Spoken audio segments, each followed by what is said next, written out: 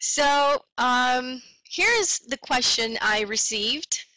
Is it possible to get students to use critical thinking if they were never taught how to do it? What do you think? Possible, not possible? Okay, possible.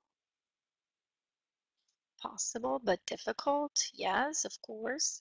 So, according to a few things I've read here and there, and according to scientists, it's not possible.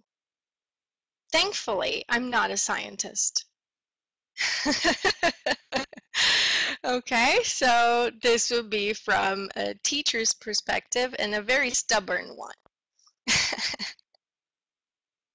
So, my answer to this question is hell yeah, we can.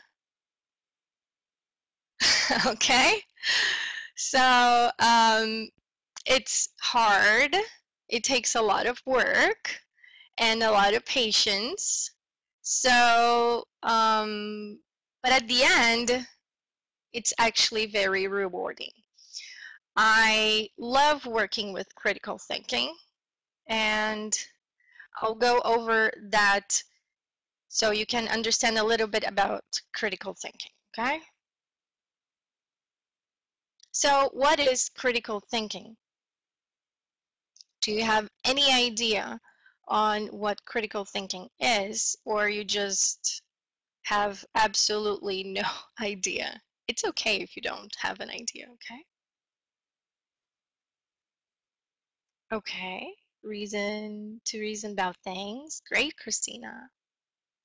So, according to Daniel T. William, I think I mispronounced his name, but it's okay. Critical thinking consists of seeing both sides of an issue, being open to new evidence that disconfirms your ideas, reasoning. Okay, so the focus here is yes, Louise, open-minded, exactly. So you are open to seeing things from different perspectives, actually. Okay, which is something that is really hard to do. Okay,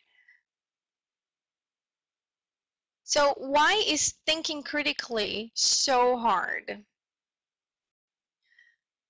The way I see it, we're not raised to think critically.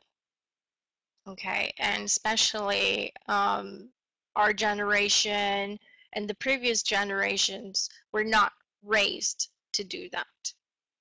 Not saying the new generation is being raised like this. This is our duty, but our generation wasn't raised to think critically. We were raised to follow rules.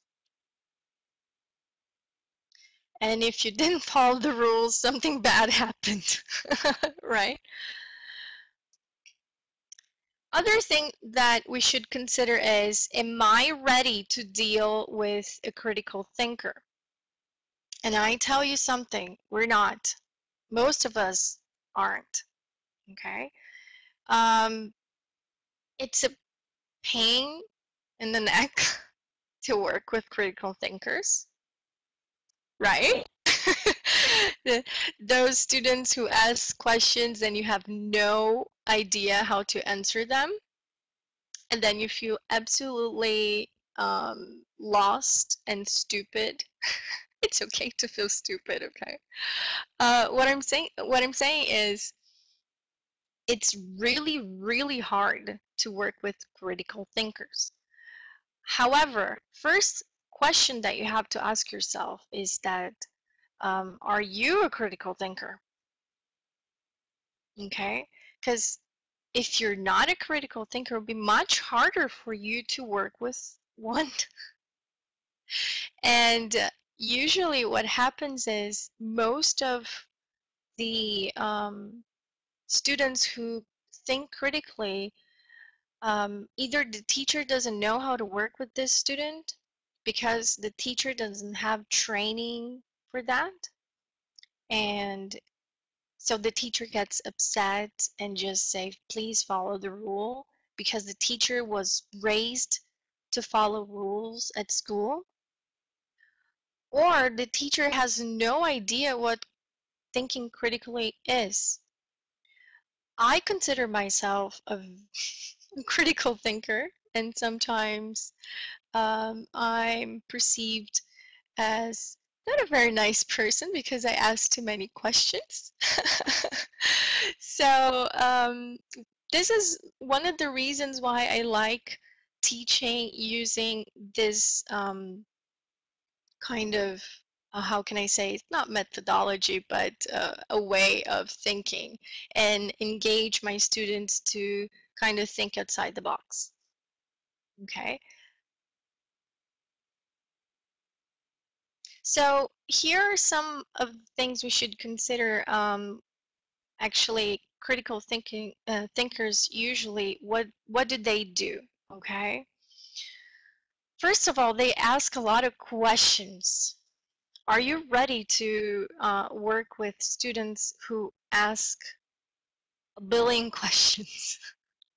Okay, I know it can get a little bit upsetting at times. However, they're supposed to ask questions. How are you going to help them if you don't know what's going on inside their brains? Okay, they raise problems. So Dr. Nelly says, if it's just critical, then what value does it have? Yeah.